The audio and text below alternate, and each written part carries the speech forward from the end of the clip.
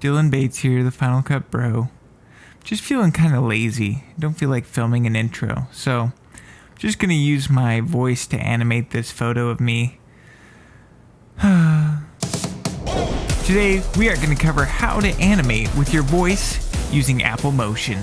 Go ahead and open up Motion. If you don't get the project browser, you can push Command Option N and that will give you the project browser. From there, we're actually going to select the Motion project for once. After that, make sure that your duration matches the length of your audio. So I recorded 24 seconds of audio, so I just pushed in 24 seconds. Also, you can check your frame rate, make sure it's at the frame rate that you want to be working in, and push Open. After that, go ahead and push Command I and we will locate the audio that we want to use for our project. I will go ahead and import that and you'll notice this green bar which indicates that the audio is now in our project. So if I play through, you'll notice that it takes a while for my voice to start, almost at the 3-second mark. So I'm just gonna dial it back here, select our audio and push I. Then I can slide over the audio in our timeline so it's right at the beginning of our clip. And that'll just make it so it has less to analyze as well. From there, go ahead and push Command I again, and we're gonna locate the photo that we want to work with.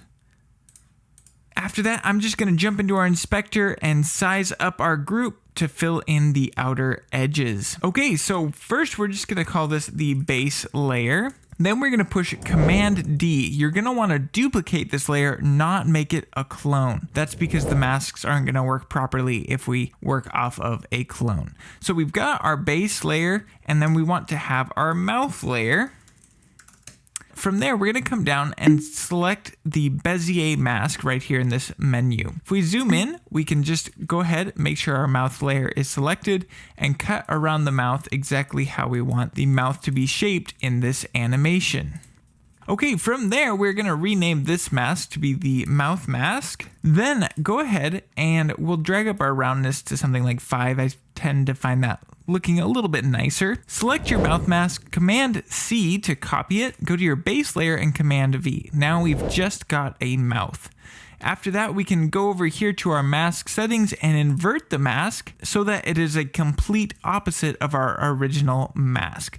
And that's just going to make it so that it's black behind the mouth. From there, we can rename this mask to be our base mask. And now is the fun part, the animation. So if we go ahead and select our mouth layer, we're gonna actually change the anchor point to be right where the mouth starts. That's just personal preference. I find the animation works a little bit better when it's scaling off of right there. Go to your properties, go to your position settings and find the Y value. Click that down arrow and we're gonna add a parameter behavior audio. Now audio can enable you to animate almost anything in motion with the use of audio. So just make sure that you learn how to use this tool and you can literally animate anything with your voice or music or whatever you want. So we'll click this down arrow and we're gonna select audio 2. Now I have a whole bunch of channels of audio because I accidentally recorded 4-channel audio when I did that voiceover. Okay, so we now have this all analyzed. Make sure it analyzes completely before following the next steps. And if we play back, we'll notice that not much is happening. If I really zoom in here, you can see it moving a little bit.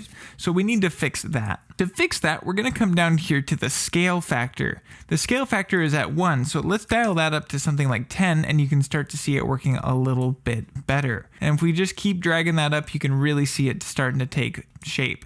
So we'll find a point that has the highest audio values somewhere in there and we'll just drag this back down so that it's at a good spot. Now, it's going up towards my eyes, which is definitely not what we want. So to fix that, we're gonna go to the apply mode, click that, and go to subtract. So now the audio will only be going downwards. Hey, Dylan Bates here, the Final Cut Bro.